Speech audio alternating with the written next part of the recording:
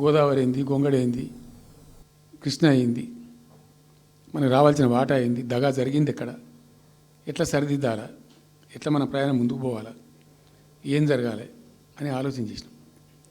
చాలా తీవ్రమైనటువంటి మదన పడ్డం.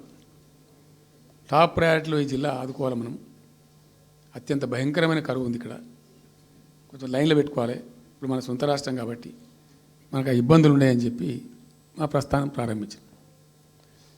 మొట్టమొదలు యుద్ధ ప్రాతిపదికన ఏవైతే పెండింగ్ ప్రాజెక్టులను పెట్టినరో వాటిని రన్నింగ్ చేసినాం. వాటిని అన్నిటికీ నెట్టెంపాడు కావచ్చు, భీమా కావచ్చు, కల్వకుర్తి కావచ్చు, అన్నిటిని కూడా బ్రహ్మాండంగా లైన్లోకి తెచ్చి స్టార్ట్ చేసినాం.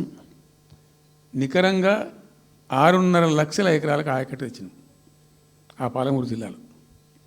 మా గవర్నమెంట్ ఉన్నప్పుడే. ఇది అక్కడ ప్రజలందరికీ తెలుసు, అందరికీ తెలుసు, ప్రతి వాళ్ళకి తెలుసు. నెట్టెంపాడులో భాగంగా ఒకటి రేలంపాడు రిజర్వాయర్ ఉంటుంది. అది జస్ట్ 1.5 TMs, 1/4 to 2 TMs అది ఉండే. నేను రివ్యూ చేసి అక్కడ రైతులతో మాట్లాడి, మీకు పంట పండదు, కష్టమవుతుంది కాబట్టి దీన్ని కొద్దిగా పెంచాలని చెప్పి డబుల్ ద సైజ్ చేసినాం, 4 TMs చేసినాం, పంట పండాలి కాబట్టి. అట్లా రకరకాల చర్యలు తీసుకొని దాని ద్వారా ఆ కల్వకుర్తి లిఫ్ట్ ఇరిగేషన్ ద్వారా, ఈ నెట్టెంపాడు ద్వారా, భీమా ద్వారా, భీమా phase 1 phase 2 ద్వారా అన్నీ కలిపి 6.5 లక్షల ఎకరాలకు. వాస్తవం చెప్పానంటే ఎంత దుఃఖభాజనం అంటే, ఎంత బాధాకరం అంటే, కృష్ణానది 300 కిలోమీటర్లు ప్రవహించేటువంటి పాలమూరులో 30,000 ఎకరాలు కూడా పారకం లేదండి. RDS అన్నీ కలిపి లేదు, అసలు రావు, నీళ్ళు రావు, కాలువ లేదు, పొలం లేదు, ఏం లేదు. అందుకే అది వలసల జిల్లా అని పేరు ఎందుకు వచ్చింది పాలమూరుకు?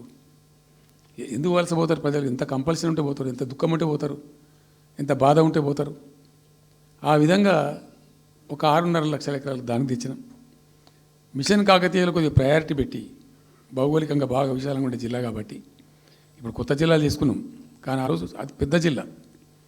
దానికి మిషన్ కాకతీయలో టాప్ ప్రయారిటీ ఇచ్చి మైనర్ ఇరిగేషన్ చెరువులు మొత్తాన్ని పోయినాయి ఇక అమ్ముకున్నారు, అబాండనైనాయి.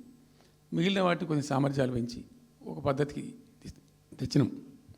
అదో 1,20,000, 1,50,000 ఎకరాలకు అది దోహదపడ్డది. చెక్ డ్యాములు కూడా కట్టుకున్నాం. చాలా వాగుల మీద 100 కొద్ది చెక్ డ్యాములు కట్టినాం. ఇవన్నీ కూడా మీ కళ్ళ ముందే జరిగినాయి, మీ అందరికీ కూడా తెలుసు. ఈ RDS కెనాల్కి మోసం జరిగింది కాబట్టి మధ్యలో తుంగభద్ర మీద పెట్టి తుమ్మిల లిఫ్ట్ కూడా తెప్పించి తుమ్మిల లిఫ్ట్ కూడా పూర్తి చేసినాం. ఏది RDS ద్వారా కోల్పోయిన ఆయకట్టును రిస్టోర్ చేయడానికి తుమ్మిల లిఫ్ట్ కూడా స్టార్ట్ చేసినాం, నీళ్ళు పోపించినాం, బ్రహ్మాండంగా ఆయకట్టు అంతా పార్పించినాం. ఇట్లా అనేక రకాల చర్యలు అవి తీసుకొని ఒక 6.5 లక్షల ఎకరాలకేమో నెట్ ఆయకట్టు వచ్చింది.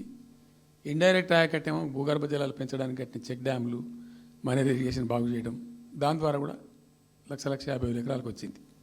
ఆ తదనంతరం మరి మనం ఎట్లా ముందుకోవాలా, ఏం చేద్దామని చెప్పి ఈ రంగారెడ్డి జిల్లా కూడా వాళ్ళు పాపం కృష్ణా బేసినే, ప్రతి డ్రాప్ రంగారెడ్డిలో పడే ప్రతి వర్షం చుక్క కృష్ణానదికి పోతుంది, ఇంకెక్కడికి పోదు.